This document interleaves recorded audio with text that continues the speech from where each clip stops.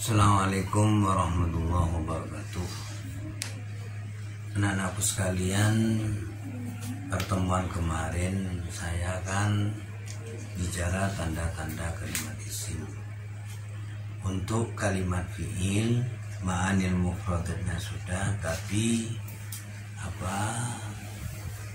tentang pembahasannya kan belum. Ya. Fi'il itu kalau kamu ingin cari tandanya, kalau fi'il artinya kan kata kerja, fi'lun pekerjaan, ismun kata kerja. Tapi kalau kalian itu nanti ingin tahu definisinya, sudah seperti saya sampaikan, kalimat tundalan alamanan binafsiran sewak taronan bizamanin kan kalau fi'il. Sekarang kalau tandanya wal fi'lu yu'rafu biqad wasin. Jadi sederhana saja. Kalau ada kalimat, jadi kalimat fi'il itu kalau lihat ciri-cirinya, kalimat fi'il itu apa sih? Kalimat seandainya diberi qad itu bisa, gitu. Diberi sin bisa, bahasa bisa itu pantas lah. Jadi cara dibaca itu enak gitu. Ada qad, sin, ada sofah, ada taknis. Cuman saya biar nanti lebih mengarah kepada anak-anakku sekalian ya. Jadi nanti gini, untuk qad ini bisa masuk kepada fi'il madhi, bisa masuk kepada fi'il mudhari. Bisa. Jadi umpamanya kamu kebetulan ini ada fi'il, lihat fi'il madhi di qad bisa, fi'il mudhari bisa. Tapi ketika sin dan sofa itu paket untuk fi'il mudhari. Jangan sekali-kali kamu sin dan sofa dipakai untuk fi'il madhi. Yang terakhir taknis. Taknis itu paket untuk fi'il madhi, gitu. Dan perlu ingat, tak itu dua, ada taknis, ada tak marbutah. Jadi kalau tak marbutah anggap baik tak yang kalau dibaca mati suaranya ha.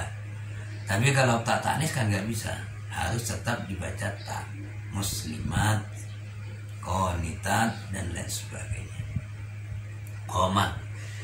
Jadi kamu tinggal melihat kalimat ini, kalau ingin tahu fi'il madhi atau fi'il mudhari, apakah isim atau fi'il, kamu menggunakan tanda ini. Coba diberi qad, bisa enggak? Kamu orang Quran loh. Qad sami'allahu qawlan lati tujadiluka. Kamu lihat, qad sami'allahu qawlan. Kamu coba qawlan, bisa enggak? Gak mungkin diberi qad qawlan, gak bisa. Qawlan diberi tak, gak mungkin. Qawlan, gak mungkin.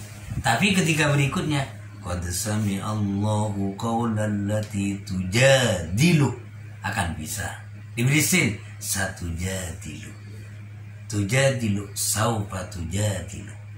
Jadi kamu lihat sepintas saja berapa ayat ketemu isim fi'il ketemu. Ya.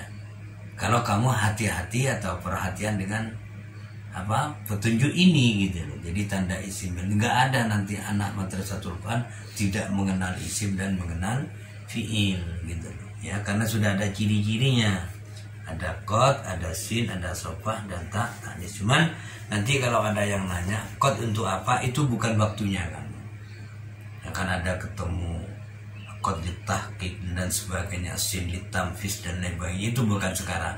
Yang penting kamu bisa gitu membedakan isim dan fi'il. Kemudian yang terakhir adalah kalimat huruf.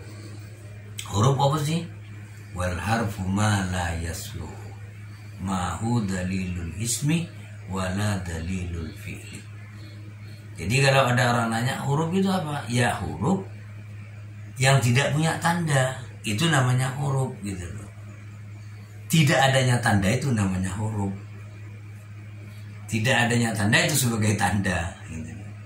Huruf itu kalimat yang tidak pantas diberi tanda isim, tidak pantas diberi tanda fi'il. Berarti kan gak punya tanda. Tidak punya tanda itulah namanya tanda huruf. Apa saja kamu coba kamu baca lam, soal lam gak ada kan? Lam diberi tanda bagaimana? Gak bisa. Diberi kolam gak mungkin. Ya, jadi yang tidak pantas diberi lam, tidak bisa diberi tanda itu namanya kalimat huruf. Saya pikir ini barangkali yang kaitannya dengan isim, fi'il dan huruf, dan definisinya sudah saya sampaikan. Selanjutnya, anak-anak, mari kita masuki kepada materi berikutnya, yaitu tentang apa? Setelah kita bicara kalam, macam-macam kalam, sekarang kita bicara i'rab. I'rab itu bentuknya masdar dari fi'il madhi a'raba yu'ribu i'raban. Apa i'rab itu? Babul i'rabi utawi iki kubab martelakan i'rab. Al i'rab utawi i'rab huwa ya i'rab iku tawyiru berubahnya. Ayo kamu ingat tawyir isim apa fi'il kira-kira? Perhatikan sama kamu tawyir itu. Kalau kamu nanti tertipu mesti akan bilang fi'il. Karena bentuknya kayak fi'il mudhari. Padahal seandainya diberi tanwin kan bisa tawyirun rofa, tawyironi tasniahnya rofa juga, tawyiruna jamak mudzakkar, nasabnya tawyiron, tawyiroini, tawyirina, itu kan nasabnya. Jennya kan sama, tawyirin, tawyiroini, tawyiroini. Nah, jennya kan sama kan?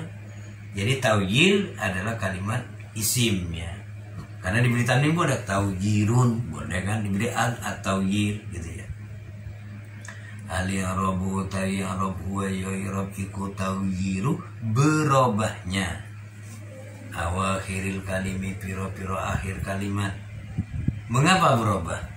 Liikhtilafil awamili krono berbedanya piro-piro amil. Liikhtilafil awamili karena berbedanya piro-piro amil ad-dakhilati kang masuk alaiha ingatasi kalimat. Ya, lafdan baik perubahan itu tanpa au takdiron atau dengan perkiraan. Jadi berubah itu tidak harus tanpa sumanda. Bisa berubah aja dengan takdiri. Wa kusamulan utai bagian-bagiannya i'rab iku arbaatun papat rupani robun i'rab rofa wa nasbun dan i'rab nasab wa abdun dan i'rab wabat wa jazmun dan i'rab jazm. Falil asma'i mungkaiku kadri piro-piro kalimat isim. Falil asma'i mungkaiku kadri piro-piro kalimat isim min dalika saking mengkono-mono aksam. Gak apa-apa ke situ. Min dalika mengkono aksam. Ar-rabu utai rob rafa wa nasbal ni rob nasab wal khublan irob wabat wala jazmanan wala ono irob jazm iku mawjud fiha indalum asma'. Walil af'ali lan iku kadri piro-piro kalimat fi'il min dalika saking mengkono-mengkono aksam.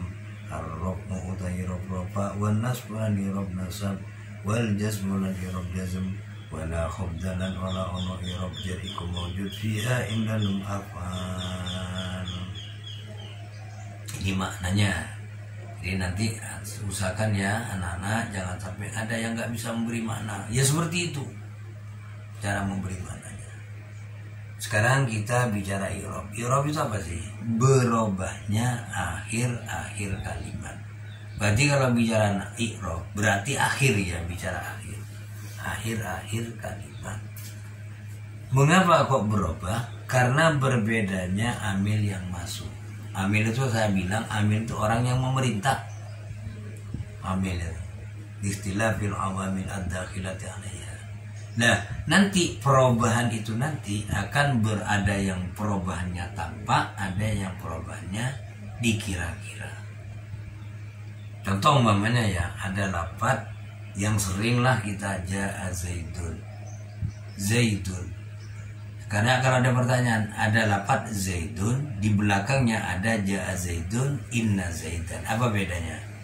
Kalau zaidun itu anak-anak harkat dhammah. Zaid itu harkat sukun. Tapi kalau sudah ja'a zaidun berarti zaidun itu rofa. Karena ada amil namanya ja'a. Zaidan baru nasab karena ada inna itu namanya amil karena ada amil.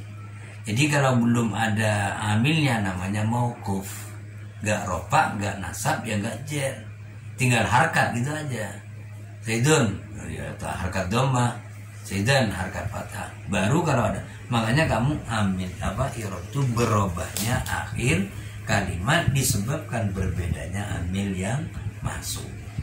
Lah, kalau nanti perubahan itu tampak, namanya jaa Zaidun, berarti itu nanti dirubah menjadi inna Zaidan, berarti tampak kan. Kemudian menjadi bi Zaidin, berarti jer gitu. Zaidun ke Zaidan, Zaidin. Apa ada Pak berubah tapi nggak kelihatan? Banyak. Kalau contoh banyak. Cuman di dalam ilmu nahwu itu cuman ada 2 cirinya. Kamu tinggal melihat huruf terakhir itu apa. Kalau iya atau alif, itu nanti cara membacanya mesti takdiri, dikira-kira. Musa sampai kapan? Ada jaat ya Musa. Kalau padahal tadi kalau Zaidun ja'a Zaidun, ketika inna Zaidan. Tapi ketika Musa kan nggak mungkin inna Musa, nggak mungkin dirubah. Apakah nggak nasab? Ya nasab karena amilnya ada inna. Gitu. Cuman nasabnya takdiri. Kalau tadi bi Zaidin, kalau sekarang ada Musa ya bi Musa. Gak mungkin nanti bi Musi dan lain sebagainya. Itu namanya perubahan yang takdiri. Oleh karenanya maka kamu perhatikan ya. Perhatikan kalimat ini huruf terakhir apa? Alif apa ya? Kalau iya, kalau alif maka semuanya rofa, nasab, jar, takdiri. Karena namanya isim maksur. Ya isim maksur. Nah, isim yang berakhiran alif. Tapi kalau nanti berakhiran iya, cirinya berakhiran iya, sebelumnya terakhir itu kasroh. Guru kamu, pengurus kamu, atau mungkin kepala sanawiyah kamu itu dulu ada namanya Ustadz Jumali. Pengasuh kamu namanya Abdul Hadi. Abdul Hadi itu berarti kan isim mangkus berakhiran iya, gitu.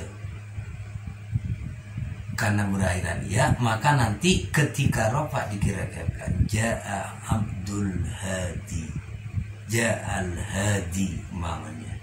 Tapi ketika nasab tanpa innal hadiyah. Tapi ketika terakhir bil hadi, bi jumali. Tapi ketika nasab inna jumaliyah. Tapi ketika rafa ja'a jumali. Gitu loh maksudnya saya. Itu yang perubahan yang takdiri. Jika kamu tinggal melihat saja lafdan au takdiron. Lah, perubahan i'rab itu jangan lepas dari 4. Yang namanya akhir kalimat itu cuma 4 itu. Kalau enggak rafa ya nasab. Kalau enggak nasab ya jar. Kalau enggak jar itu jazm. Lah, makanya saya dimanapun mengatakan kalau saya ngajar nahwu, soporek sing iso ngajar nahwu tanpa hafal, iso ngertekno nahwu, saya ingin tahu. Saya ingin siapapun, saya ingin belajar. Bagaimana kamu tahu rofa kalau nggak tahu yang ambilnya rofa siapa? Bagaimana kamu tahu jer kalau nggak tahu ambilnya jer gitu? Itu kalau harus hafal. Seperti pandawa sibuah asyaratun yang nasab itu ambil nasabnya 10, ya harus hafal. Huruf jer kamu tahu jer itu 10, min ila an ala dan seterusnya harus hafal. Nggak hafal nggak bisa. Bisa kalau bisa tanya huruf jer ada berapa? Nggak hafal, mesti nggak bisa kitab. Gitu, saya bilang gitu. Karena bagaimana bisa menentukan jer itu ya. Nah, jadi kalau bicara perubahan hanya 4. Kalau nggak rofa nasab, kalau nggak nasab jer, kalau nggak jer jazm ya. Kemudian di sini pengarang kitab Jurmiyah itu cuman ngasih petunjuk gini. Untuk isim mas, nih i'rab jangan banyak-banyak, teluai. Yang isim itu hanya rofa, nasab, jer. Jangan terjadi kamu isim kok jazm. Pak, ini kan isim tandanya pakai jazm, itu harkat namanya, bukan jazm. Kemudian kalau fi'il nanti kamu hanya rofa, nasab, dan jazm. Kok ada fi'il kok jer, itu harkat. Percaya atau tidak pasti harkat. Bukan i'rabnya. Pak, kita kan menghafalkan Quran kan ketemu ayat yarfa'illahu. Sebenarnya lihat, kalau itu jazm mana ambil jazmnya. Kalau nasab menambil nasabnya, ya otomatis itu rofa gitu. Cuman kok dibaca yarfa mau jadi pin enak gitu aja. Awamu kalau mau jadi yarfa pin 10 ya kapok awamu yarfa kan apa? Harganya kasroh ya. Jadi pokoknya kalau fi'il itu hanya 3, ada rofa, ada nasab, ada jazm ya. Untuk fi'il tidak mengenal jar, sehingga banyak guru-guru ngasih tahu gini, Rek, apa sih bedanya kalimat isim dan kalimat fi'il? Jawabannya sederhana. Kalau isim nggak bisa dijazmkan, kalau fi'il tidak bisa dijarkan, gitu aja. Itu sebagai tanda ringkas itu. Kalau kamu menyebutkan isim rofa nasab, ya timbang gitu. Kalau isim tidak bisa dijazmkan, kalau fi'il tidak bisa dijarkan, itu tandanya. Kemudian nanti saya kasih PR kamu ya, jadi kamu coba ambil ayat. Syukur kalau kamu ayatnya agak panjang. Contoh, Allahu la ilaha illa huwal hayyul qayyum la ta'khudhuhu sinatun wa la naum. Kamu tahu ndak apa yang kamu dapat dari materi saya? Coba yang disebut kalam yang mana, yang kalimat yang mana, yang lafaz yang mana, yang qaul yang mana. Coba kamu teliti. Setelah itu, karena kamu sudah belajar tentang macam kalimat, coba yang isim yang mana, yang fi'il yang mana, yang huruf yang mana, tandanya apa, gitu. Caranya gitu. Itu kalau begitu kamu nanti akan bisa. Oh ini fi'il, tandanya ini kok. Oh ini isim, tandanya ini. Termasuk kalau sudah kamu mencari tanda seperti itu sudah ketemu, karena kamu sudah mengalami i'rab, ya kamu bayangkan saja sudah. Mana sih i'rab itu? Allahu, kamu sudah bicara i'rab itu. Karena Allah itu bisa Allah, bisa Allahi kan. Tapi kita baca Allahu, kamu gampang sudah. Isim fi'il, isim. Kok tahu? Ada alnya apa? Allah itu kan asalnya kan ilah. Gitu. Ilah diberi al menjadi Allah.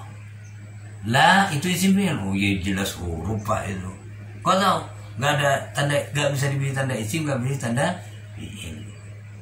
Kalau ilah isim mah kau tahu diberi tanwin kan bisa Pak? Ilahun, ilahan, ilah. Allahu la ilaha illa huwal hayyul qayyum. Ini barangkali untuk pertemuan yang kedua. Saya minta, ayo kamu pandai karena kamu, bukan karena saya. Artinya gini, setelah saya menyampaikan materi, kamu sering mempraktekkan, mencari di dalam kitab, dalam teks-teks Arab. Sekian, kurang lebihnya. Assalamualaikum warahmatullahi wabarakatuh.